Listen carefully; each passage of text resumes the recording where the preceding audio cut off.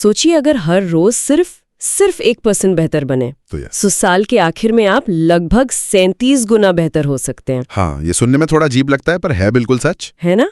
और यही James clear की किताब एटॉमिक हैबिट्स यानी परमाणु आदतें, उसकी सामग्री का आप कह सकते हैं निचोड़ है। बिल्कुल। आज हम इसी किताब से निकले कुछ दिलचस्प आइडियाज पर बात करेंगे। हाँ, हमारा मकसद यही है कि सामग्री को थोड़ा और गहराई से देखें, समझें कि कैसे ये छोटी बिल्कुल मामूली सी लगने वाली आदतें हमारी जिंदगी में बड़े बदलाव ला सकती हैं। और अच्छी आदतें कैसे बनाएं? और वो मुश्किल वाली बुरी आदतें उन्हें कैसे छोड़ें, इसके कुछ प्रैक्टिकल तरीके देखेंगे। सही।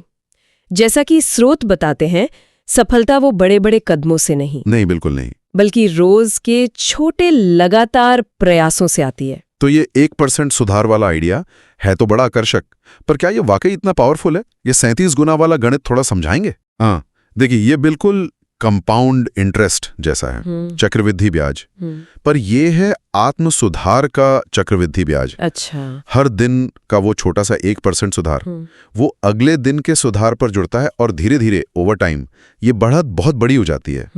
लेकिन जैसा कि स्रोत में भी इशारा है, यहां एक चेतावनी भी है, ये दो धारी तलवार है। अच्छा। मतलब रोज 1% की गिरावट भी वो भी इसी तरह कंपाउंड होती है और साल भर में आपको लगभग 0 पर ला सकती है। अरे बाप रे। हाँ, तो ये दिखाता है कि छोटी बुरी आदतें भी कितनी खतरनाक हो सकती हैं, जिन्हें हम अक्सर नजरअंदाज कर देते हैं। ये तो हाँ, ये सोचने वाली बात है।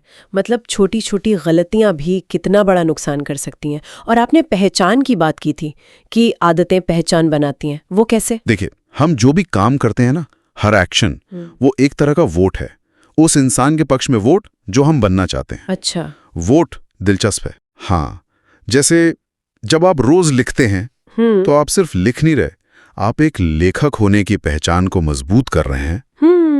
रोज जिम जाने वाला व्यक्ति वो धीरे धीरे खुद को एक फिट इंसान मानने लगता है। ये छोटे छोटे काम हमारी सेल्फ इमेज बदलते हैं। ठीक है, ये समझ आ रहा है। तो फिर सवाल ये है कि इन अच्छी आदतों को अपनी डेली लाइफ का हिस्सा कैसे बनाएं, खासकर तब जब मोटिवेशन कम हो।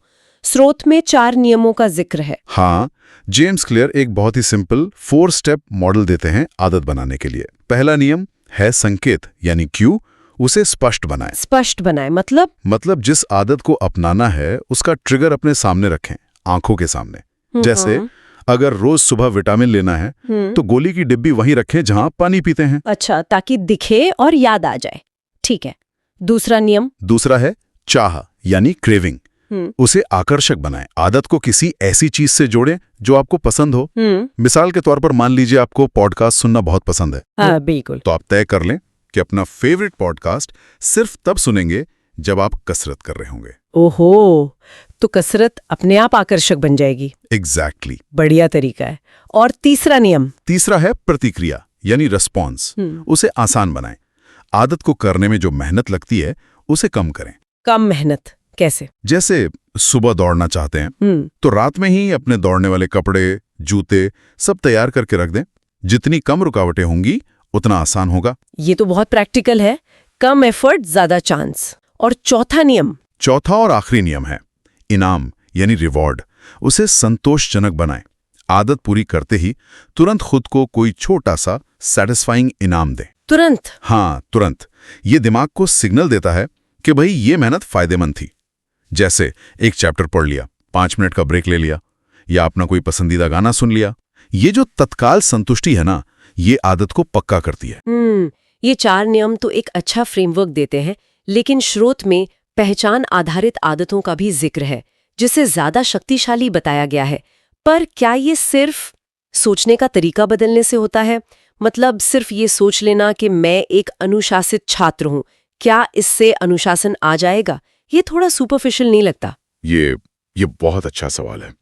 देखिए, ये सिर्फ सोचने भर से नहीं होता, ये होता है अपने कामों से उस पहचान को साबित करने से। साबित करने से? हाँ, पहचान आधारित आदतें क्या करती हैं?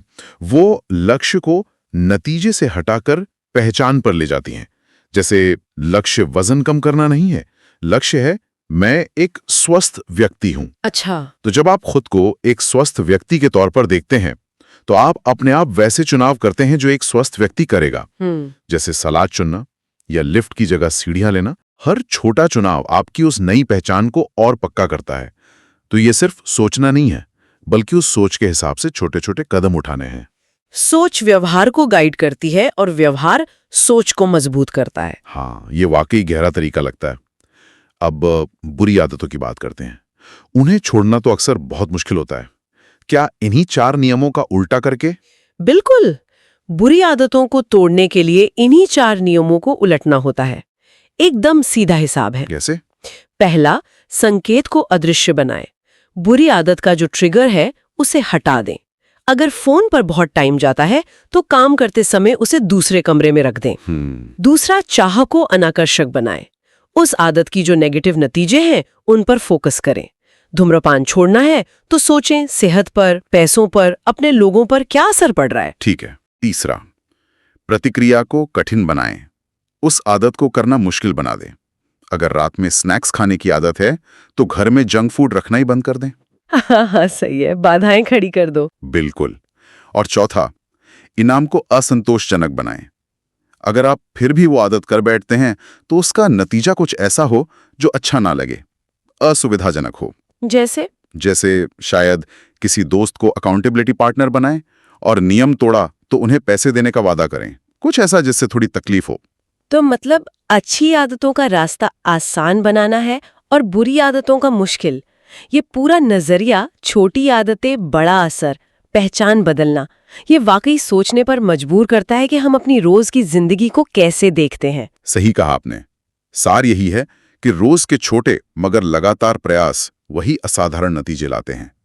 ये आत्मसुधार का चक्रवृद्धि ब्याज वाला आइडिया हमें धैर्य और निरंतरता सिखाता है। जिस तरह का इंसान हम बनना चाहते हैं उस दिशा में हर दिन उठाया गया एक छोटा सा कदम भी मायने रखता है, बहुत मायने रखता है। और चलिए जाते जाते श्रोताओं के लिए एक सवाल छोड़ जाते हैं। हाँ बिल्कुल। जरा सोचिए, आपके आसपास, आपके माहौल में ऐसी कौन सी छोटी अनदेखी चीजें हैं, कोई संकेत, कोई रुकावट, कोई आसान रास्ता जो अनजाने में आपकी आदतों को दिशा दे रही हैं। क्या उन्हें पहचान कर और शायद थोड़ा बदल कर आप अपने लक्ष्यों के और करीब पहुंच सकते हैं?